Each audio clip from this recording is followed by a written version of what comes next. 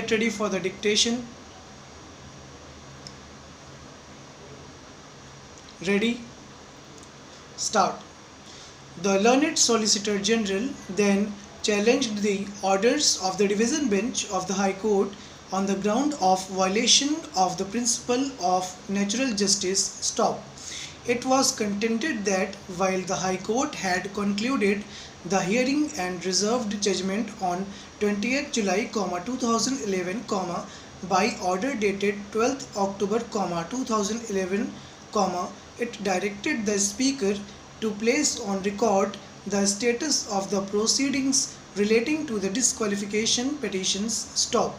Although, the same were duly filed, without giving the parties further opportunity of hearing with regard to the said records, the Division Bench directed the matter to be listed for further consideration on 19th December 2011. Stop.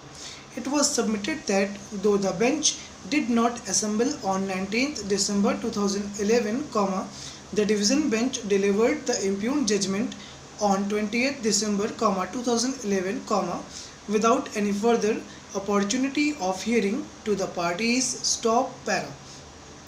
The learned Solicitor General submitted that the procedure adopted was contrary to the law laid down in another case wherein it was stated as under. Stop. In view of the limited scope of judicial review that is available on account of the finality clause in paragraph 6 and also having regard to the constitutional intendment and the status of repository of the adjudicatory power, that is Speaker / Chairman, judicial review cannot be available at a stage prior to the making of a decision by the Speaker / Chairman, and a quick time action would not be permissible. Stop. Nor would interference be permissible at an in-between stage of the proceedings. Stop.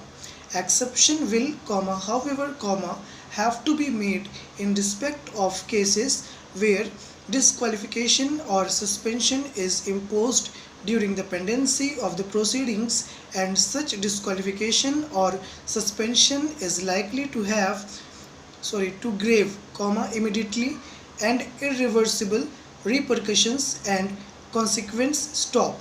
The learned Solicitor General sought to re-emphasize the fact that the present case is not a case involving disqualification or suspension of a member of the House by the Speaker during the pendency of the proceedings, but relates to disqualification proceedings pending before the Speaker, which were not being disposed of for one reason or the other. Stop.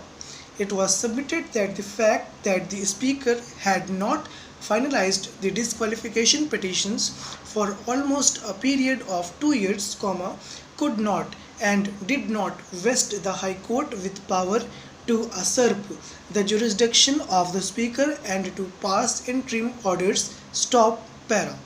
The learned Solicitor General lastly urged that the single most important error in the impugned judgment is that it sought to foreclose the right of the Speaker to decide the disqualification petitions under paragraph 4 of the 10th schedule. Stop.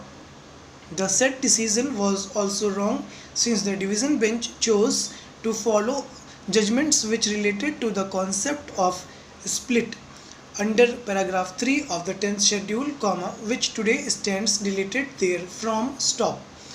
The learned Solicitor General submitted that there was a clear difference between matters relating to the erstwhile paragraph 3 of the 10th schedule and paragraph 4 thereof. Stop. While paragraph 3 of the 10th schedule required proof of 2 splits, paragraph 4 requires proof of only one deemed merger. Stop. Over.